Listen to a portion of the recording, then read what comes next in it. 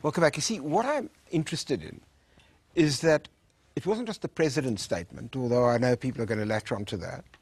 I'm beginning to regret I opened with that.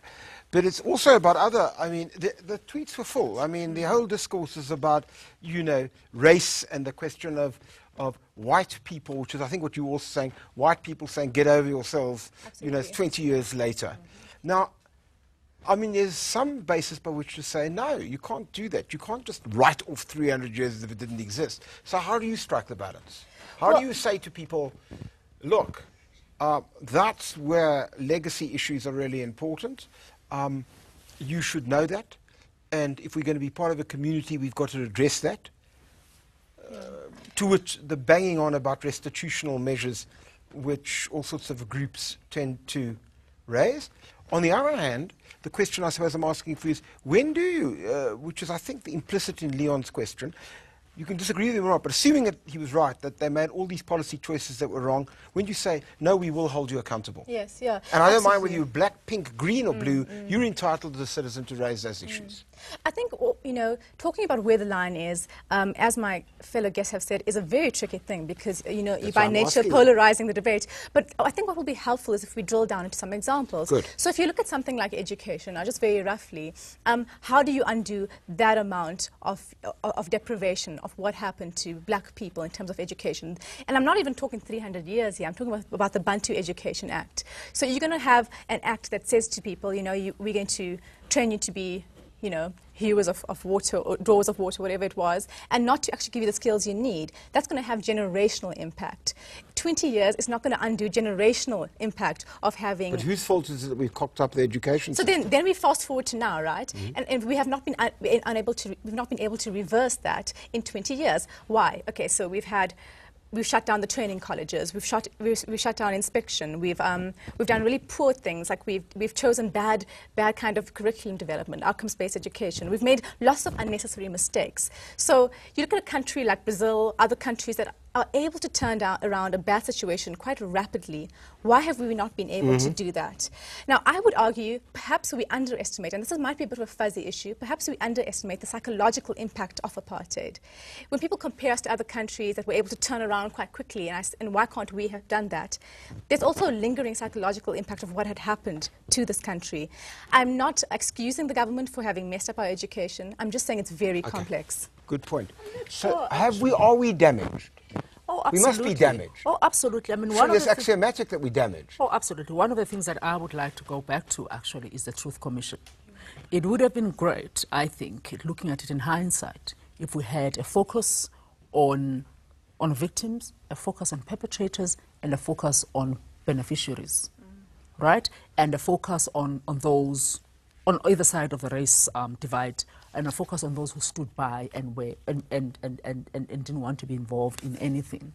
Because part of what shapes the discourse around race, around, you know, move on, is a discomfort that people sit with in terms of part of the legacy of apartheid is white privilege. And so the minute you mention racism, the minute you mention apartheid, people feel uncomfortable. They feel that you are judging them. And I believe that if we had a structured process through the Truth Commission, where people could actually discuss the fact that they benefited, an economy benefited them, and an economy that was built on the backs of other people.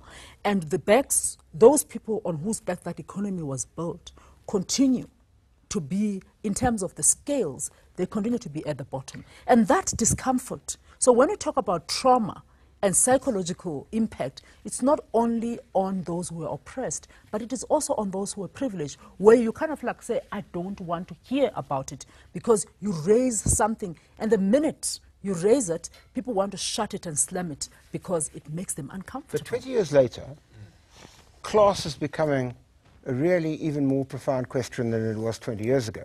No, because we are getting a small but increasing group of black... Because you've always had class. But now you're getting a much bigger group of very wealthy black people. Well, whether you were... How big? Whether you were black... 30% of the stock exchange now, more than white people. No, there's no such a thing. Yes, there is. Whether you were black or white, there's always been The large corporations. Right, there's always been class, right? So it's always been part of this particular system.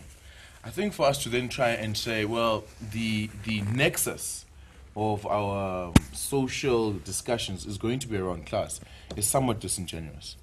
Because even rich black people still identify as rich black people. You'll see rich black people go to Cape Town and still feel like poor black people because they've been given bad service And they by lack someone who doesn't recognize that they're a rich black person. And they lack the cultural capital to deal with the privilege that So- is brought by their economic status. But I think, look, I want to, Yes, carry on. Yes.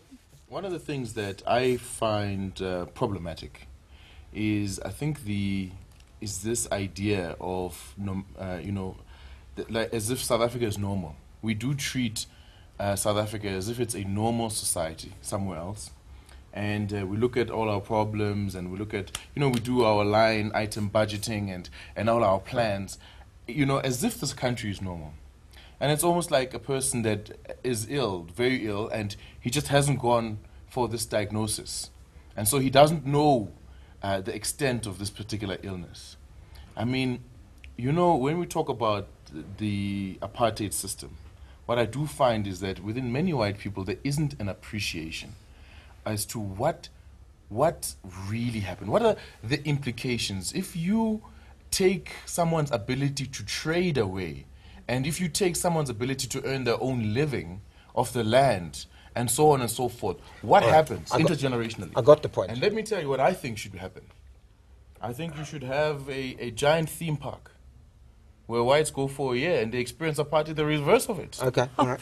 Leon, I mean, you've heard quite a bit of this. I mean, our legacy is one where people were unbelievably oppressed and treated with indignity for 300 odd years. Yes, You can't expect them to suddenly, I mean, they're scarred. There's a scarring. Whites too, because they were the oppressors. I do not expect it. So It's a how do you- crime against humanity? It's obnoxious and obscene. So in and the yours- legacy will be with us for a very, very long time. And are white probably people- for about 3 generations. And do you agree that we should have had a proper conversation about this and we failed to do so? I'm not a sociologist or a social psychologist. What I can Oh, but tell you talk about all sorts no, of but what I things. can tell you is one of the biggest crimes of apartheid was land. 1914 Land Act and the fact that blacks were not allowed to own land. 20 years after apartheid, we still do not allow blacks to simply own their land. And when I speak to the government about it, they say, oh no, but they will sell their land and they will go and gamble. All right. They will become in... No, hold on, we've got to hear this.